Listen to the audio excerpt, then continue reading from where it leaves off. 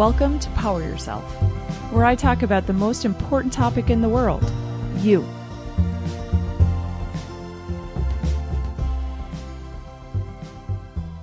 Have you ever had a bad day and on your way home decide you need a glass of wine, or even start craving something sweet, or find yourself possibly in the pantry a half a bag of chips deep?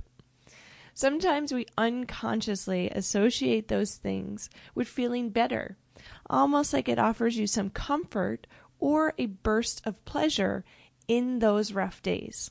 A lot of us pick up a bad habit called numbing. It's when you start to feel uncomfortable, frustrated, or really any feeling associated with discomfort. And then you seek to almost mask those feelings or feel better through an external source. It can be anything from food or booze, binge watching TV, spending money, or even obsessively traveling. Basically, you're trying to escape the uncomfortableness and actually become distracted. When we numb feelings in our lives, we don't feel them or we don't process them, allowing us to miss the opportunity to actually work through them. In a way, we kind of put them in an imaginary closet so we don't have to deal with them. But the reality is, when we avoid our feelings, we actually lose the ability to tap into our full potential and build the confidence in ourselves that we need to get through these difficult times and that we can get through these difficult times. Today, the whole point of it is to dive into the topic of numbing our feelings, how we do it, why we do it, and the repercussions that it can cause to us. I'm going to talk a lot about two terms today, numbing and buffering. Numbing is seen as depriving ourselves from feelings themselves. So really trying to avoid or distract from a pain or discomfort that we might be feeling. In a way, it can be subconscious or not, but it's done to make ourselves feel better, or even basically just to escape the moment or that uncomfortableness altogether. So buffering is actually the tool in which we do that with. So that can be drinking, eating, even through drugs or other behaviors that allow you that temporary distraction almost. Some are more harmless than others. But the reality is, if we rely on something external to get ourselves through those life's uncomfortableness or those bad days, and then we can actually start to develop dependencies. So continuously giving away our power and leaving us with that feeling that we cannot get through this event on our own, or we cannot get through this bad day without that substance. So think for a second. What do you do when you have a bad day? Do you sit with yourself and process, why is it a bad day? What is it about that day that's making it bad? What is it about a situation that's making you frustrated? Why are you frustrated? Thinking really about your feelings and why certain emotions were actually triggered. For a lot of us, that's not usually the norm. I know for me, at least, it wasn't. So it was always that glass of wine after work on that shitty day. And that, in my head, I thought was making everything a little bit more relaxing or a little better. Now, guys, I want to make an important distinction here. I'm not saying if you drink it all, you're bad, or if you enjoy a glass of wine at the end of your day, it's a problem. Lots of people do not have unhealthy relationships with these substances. What I'm talking about is when we do these things in response to feeling uncomfortable. Okay, so we're doing, the drinking or the eating or that behavior, we're doing it to feel better. And the scary thing is that so many of us actually do this unconsciously. And that's really why I wanted to spend this whole episode talking about it. So just think about even at a bar when you're out with your friends. Do you drink or have a glass of wine or a drink to fit in and become social? Or are you doing it because you're enjoying it and that's what you want? So basically, I want to sit with this topic today so that we can all reflect and just ask ourselves the questions. Are we conscious when we participate in these behaviors? So I mentioned about having a glass of wine most nights. So I used to really actually enjoy the taste. I love the social aspect as well, though, and I really like the association that I gave it with almost the unwinding of the day. I rarely had too much, and I never really felt it was a problem at all in my life. I've been surrounded with people who have struggled with sobriety for one of my past jobs, and for me, there was actually no connection with that. It's years later when I continued to kind of do this, my work on myself, my self-work, and I continued to research and almost redefine my term of self-care and self-love and what that meant to me.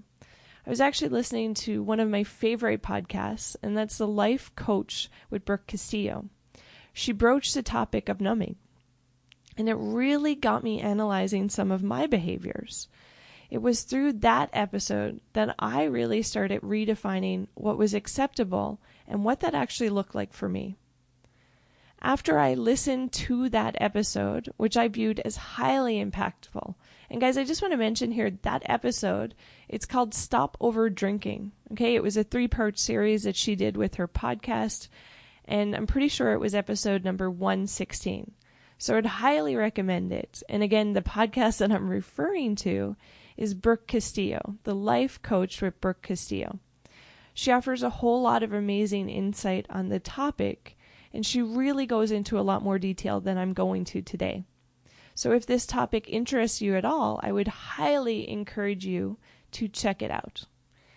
You know, the thing for me was, if these behaviors are not seen as a problem, it's really easy to dismiss them and never really ask ourselves why we're actually doing it. So why are we drinking?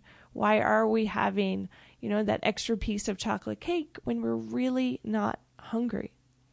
So it was after that episode, I really started to ask myself some questions before I would maybe have a glass of wine or I would have something sweet.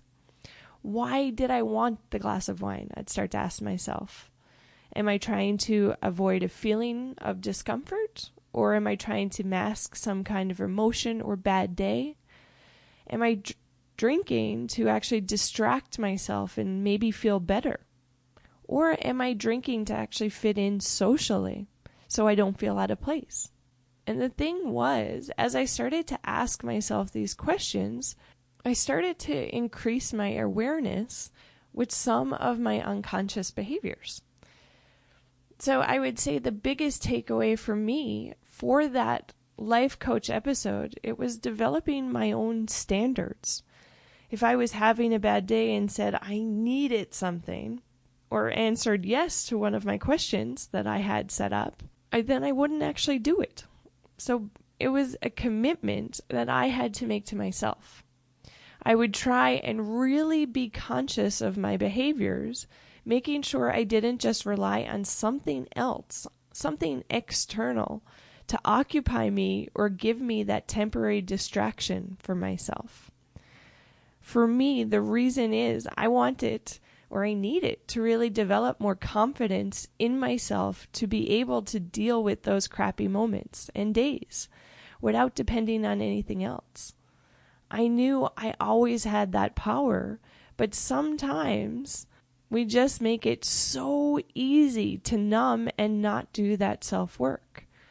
We almost think of it as, it's not a big deal, and we can actually put the effort in tomorrow or the next time.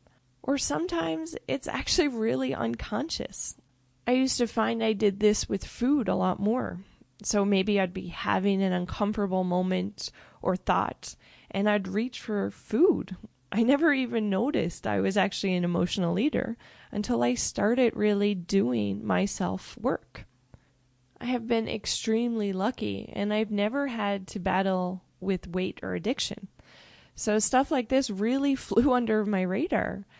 I had no idea that I had these unhealthy almost behaviors that sometimes I would eat to instantly feel better, almost a quick fix, if you will. The basic idea here with numbing is you start to feel uncomfortable with your emotions, and instantly reach for a distraction. So that's the first thought that kind of pops in your head, to do something or go somewhere or almost distract yourself. Something so that you don't have to deal with the emotion or really even acknowledge what exactly you are feeling. The problem here is that we don't process our feelings. You don't get to figure out what was triggering you, why you were triggered, and how. It's worth mentioning here that I see this work as a huge opportunity for self-development. It's about building that awareness with yourself and truly understanding who you are and why you react or feel the way you do. It can help us stop reacting so unconsciously in our lives and help us become more aware of our actions and our reactions to events or behaviors. My belief is by acknowledging an unhealthy behavior before it becomes a problem, we can take control and actually change our habits. And doing that, we're creating healthier behaviors and healthier habits.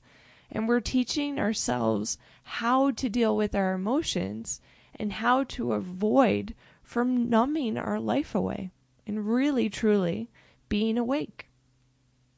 So taking some time here to really look at the consequences of numbing. And kind of by doing this, we're avoiding our feelings. We don't process them properly. If we try and push past without taking the time needed to understand our discomfort, we really miss the opportunity to learn about ourselves. It's important to take the necessary reflection time to dig deep and understand why we are reacting the way we are. Why are we sad, frustrated, or possibly angry? What triggered these emotions for us? And what meaning did we give it to actually create those feelings within inside us? If we don't take the time to ask ourselves these questions, we almost become puppets to our emotions, reacting and responding without even knowing why or truly understanding ourselves. When we practice numbing, we also really lose the ability to learn how to get through the hard times. And when we do that, when we get through those hard times with ourselves, we actually start to build confidence. So by not going through these emotions, we're not giving ourselves the opportunity to build that self-confidence. Knowing that we can navigate through our emotions before having that knee-jerk almost reaction, that helps us build the proper brain pathways that we need to help us stop and actually breathe for a second when we get triggered, allowing us that beautiful opportunity to really think before we react. By numbing ourselves through the pain, I feel we numb away some of our highs too, not to mention pieces of our lives. We minimize and we really ignore and don't take time to sit with ourselves, build that self-relationship and the pride that we get when we actually come through the other side of an event. Really experiencing the whole process, the ups, the downs, and basically honoring all of our journeys. So what are the positives with not numbing and actually dealing with our emotions?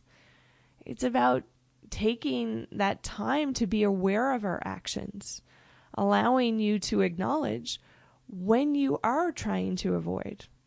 This is when you get to do that next level self-development stuff. And you get to ask yourselves really the harder questions of why.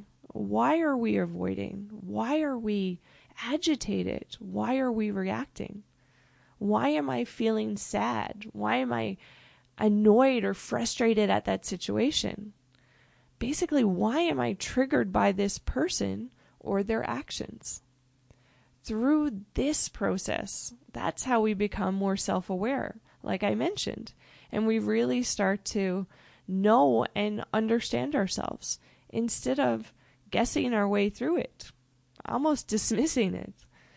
Dealing with ourselves and our feelings of discomfort, it helps us, like I said, build that self-awareness. We actually start to understand our own emotions better, and we start to build that relationship, that essential relationship with ourselves.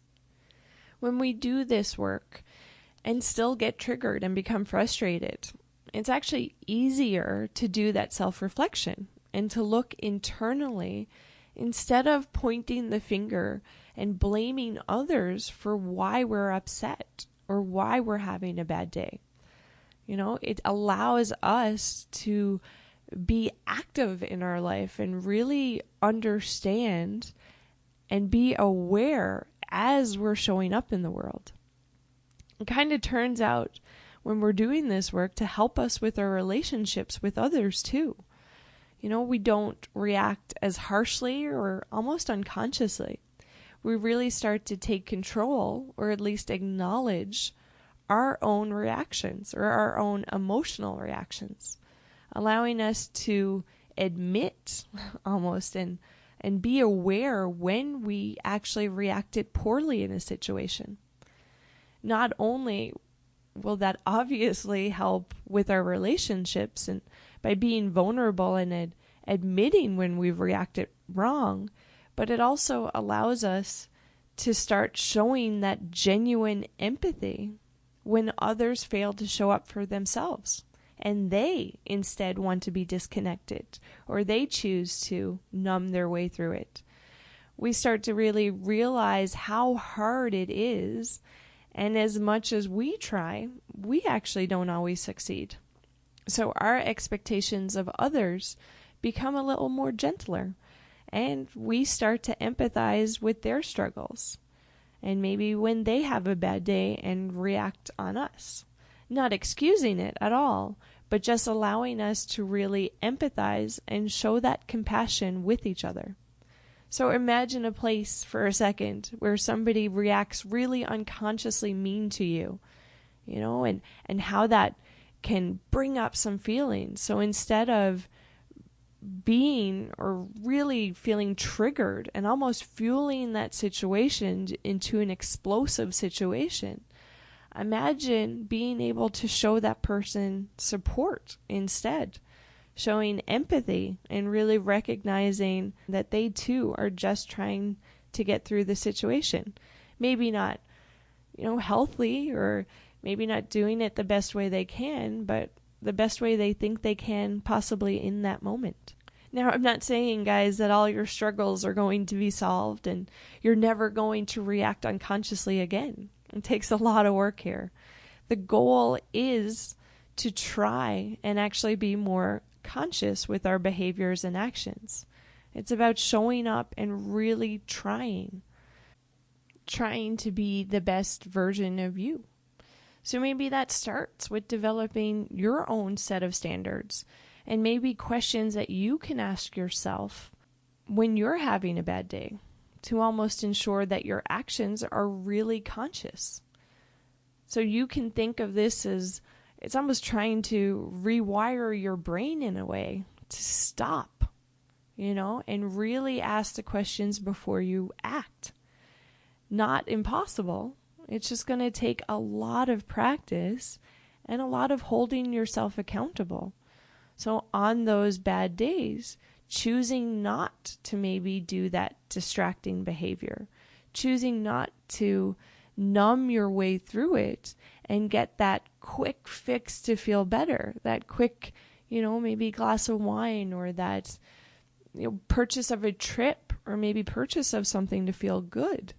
Instead, it's about choosing to acknowledge when you're having that bad day or bad moment and breathing and actually stopping for a second and really processing or sitting with yourself.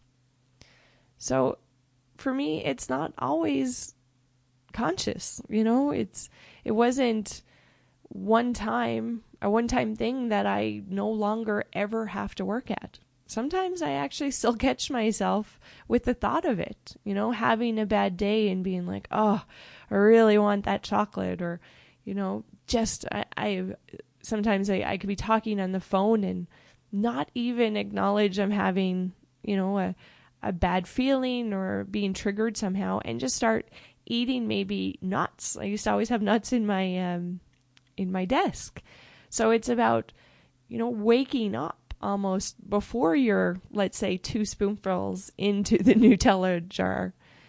I notice sometimes I catch it before I do it, and sometimes I miss it. And I actually don't notice I did it until the end of the day, or maybe when I'm reflecting on the day. The point here is, though, I'm putting that conscious effort in to show up and really continue to try and just hold myself to that higher standard, to make myself really be aware and present as I'm going through these feelings, to really allow myself the opportunity to know myself and know why I'm responding a certain way. Don't forget, important thing here is don't forget to be gentle with yourself. We're all human and we all make mistakes. The battle, guys, I know it's not always easy. Some days we win and we win big, but some days it's not so much. It's all about that showing up and continuing to try while also trying to support each other and the journeys that we're all trying to go through. I always think about it as everybody is actually just trying to be happy too. So trying to support each other as best as we can, I think is, a great start. So guys, step 1 to try to get over this unconscious reaction of numbing our way through things. It's maybe next time you're having a bad day and you really feel the need for that glass of wine, or you're reaching for something else. Instead, maybe pause, ask yourself, are you buffering away this emotion or this bad day? Are you trying to feel better without actually working through your feelings? So that's the first big step, and that's that self-awareness piece. So catching yourself as you start to do it and becoming more conscious, and sometimes a really big battle. Okay, so just be gentle, but remember, it's about that self-awareness piece first. Really understanding when you're trying to almost get something externally, that external fix to feel better inside. Remember that. If you're reaching for something external, you're reaching for something outside of yourself to feel better, then you might possibly be numbing. It's worth kind of asking yourself the question. Now, the next step that I would recommend, it's allowing the space to sit with yourself. Okay, really giving yourself that time without any distractions and just allowing yourself to really reflect. I promise you guys, it's a golden opportunity here to really learn more about yourself and your emotions, to become that, more self-aware person and really be conscious in how you're showing up in the world. So guys, first step, remember, it's about acknowledging the bad day and really knowing when you're trying to distract from those emotions. And then that next step is really sitting with yourself and doing that, deep diving question. Why are you triggered? Maybe what was it about that day or that person that really frustrated you? And then it allows you to build that confidence in yourself that you can get through these situations without anything external from yourself. You have all of that ability within you to get through. It's about leaning on each other, yes, but I promise you, inside every single person here, every single person listening, you all have this potential in yourself. You all have the capability of, on those bad days, to still make it a good day. Or on those bad days, to not react poorly or not fuel a toxic situation. You have that capability to stop, breathe, and react the way you want to react. So guys, that's a wrap on another episode. I really want to thank you for tuning in to Power Yourself. It is my passion project. Don't forget, I would absolutely love to hear from you. We have a Facebook page, and you always have that ability to leave reviews on iTunes. Your voice truly matters, and I would, like I said, love to hear from you. I know the self-work that we talk about here is hard, and I know it takes a lot of effort, but I promise you it is worth it. My goal in this podcast is to always support and encourage others willing to start their own journey of self-discovery, to really become the best versions of yourself. I feel that's what we're all trying to do. Investing in yourself is one of the best gifts that you can give you, and it's also one of the best gifts that you can give to every single person that you love. Always remember, you are worth it. So guys, go out and have a wonderful rest of your day, and never ever forget, you always have the ability to power yourself.